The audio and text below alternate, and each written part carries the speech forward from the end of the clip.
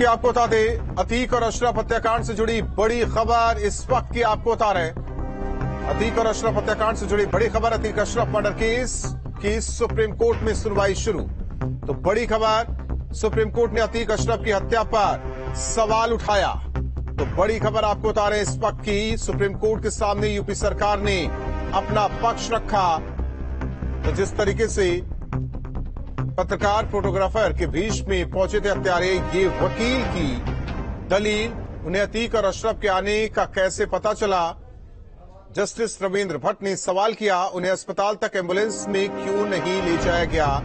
Justice Dipankar ने सवाल उठाया, हमलावर 3 दिन से रेकी कर रहे थे, ये यूपी सरकार की तरफ से दलील दी गई। तो अतीक और अशरफ हत्याकांड से जुड़ी बड़ी खबर आपको बता रहे इस वक्त की।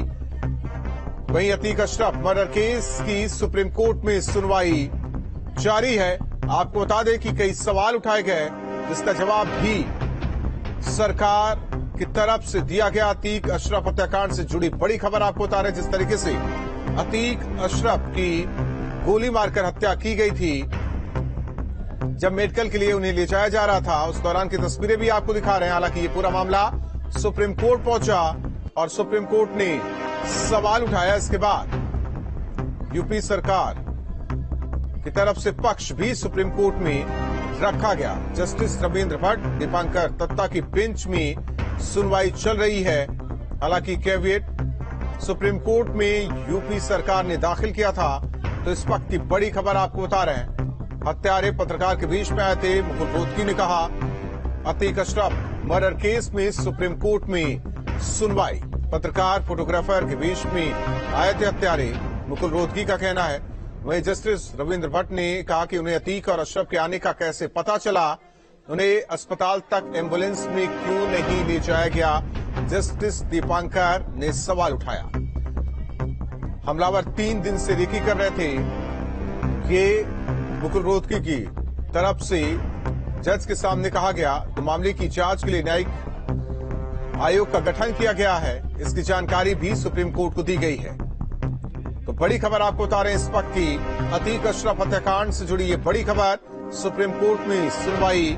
तो इस वक्त की बड़ी खबर आपको बता रहे हैं। हालांकि कई सवाल जज की तरफ से उठाए गए, जिसे लेकर जवाब यूपी सरकार की तरफ से मुकुल रोहतगी ने दिया। तो बड़ी खबर आपको इस वक्त की बता रहे हैं।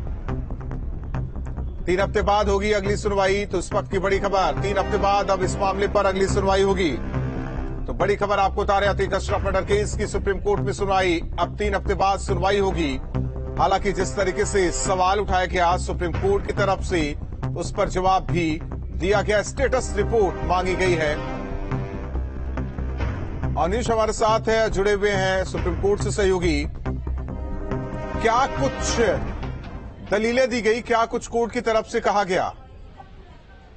देखिए, सुप्रीम कोर्ट में याचिका लगाई गई थी, जिसमें तमाम एनकाउंटर पर सवाल उठाए गए थे। पिछले 183 एनकाउंटर का जिक्र किया गया था, साथ ही अतीक अशरफ मामले का जिक्र किया गया था और सभी की न्यायिक जांच की मांग की गई थी। लेकिन यूपी सरकार की ओर से वरिष्ठ वकील मुकुल रोहतगी पेश हुए थे। उन्होंने कहा कि सभी मामलों की जांच पहले भी की गई है और जो अतीक अशरफ का मामला है उसकी न्यायिक जांच की जा रही है और यूपी सरकार इस मामले को लेकर बहुत संजीदा है और जब इसकी जांच पूरी हो जाएगी तो उसके आधार पर आगे कार्रवाई भी की जाएगी। इस पर सुप्रीम कोर्ट ने गंभीर सवाल उठाए। सुप्रीम कोर्ट के जो जस्टिस हैं उन्होंने कहा कि हमने खुद टीवी पे पूरा हत्याकांड देखा है। बड़ा सवाल ये उठाया कि क्यों नहीं अतीक और अशरफ को एम्बुलेंस से प्रयागराज के उस अस्पताल ले जाया गया था, और दूसरा उनकी वहां परेड कराने की क्या जरूरत थी।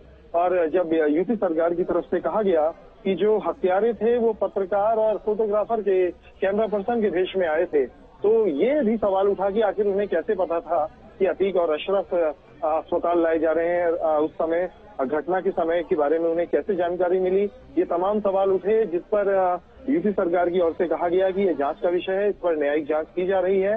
इस पर सुप्रीम कोर्ट ने कहा कि आप अब जो जांच का जो विवरण है, जो प्रगति है, वो आप हलफनामे पर सुप्रीम कोर्ट में दाखिल करें और 3 सप्ताह का समय दिया है। 3 सप्ताह के भीतर यूपी सरकार ये बताएगी कि इस मामले में जो न्यायिक जांच है वो कहाँ पहुंची है।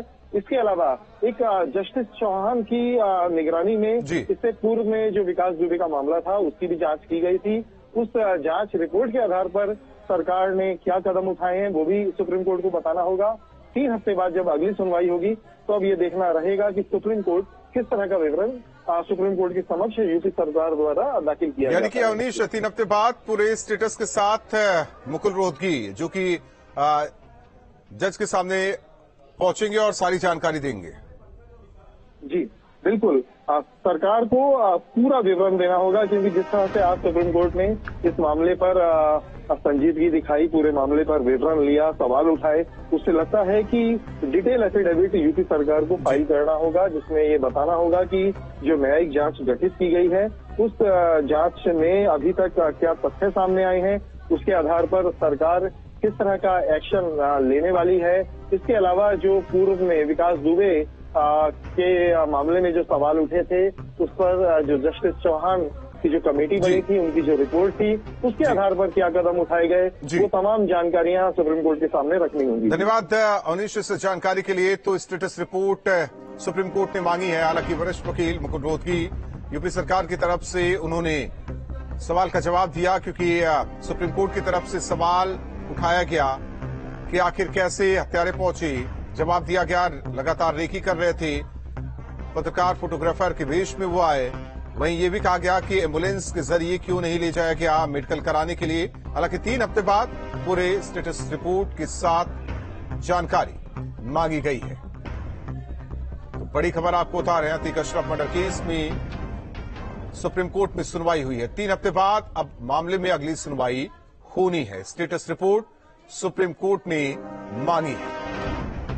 तो बड़ी खबर आपको बता रहे हैं इस वक्त की। हालांकि इससे पहले कैविएट सरकार की तरफ से तो अतीक अशरफ मर्डर केस की सुप्रीम कोर्ट में सुनवाई। सुप्रीम कोर्ट ने अतीक अशरफ की हत्या पर सवाल उठाया है।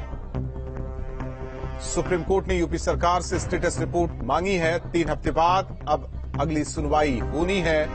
तो बड़ी खबर आपको बता रहे हैं इस वक्त की दिल्ली से। सुप्रीम कोर्ट में Atiq Ashraf murder case justice Ravindra Bhatt, Dipankar Datta ने सुनवाई की है। हालांकि कई सवाल भी उठाए गए।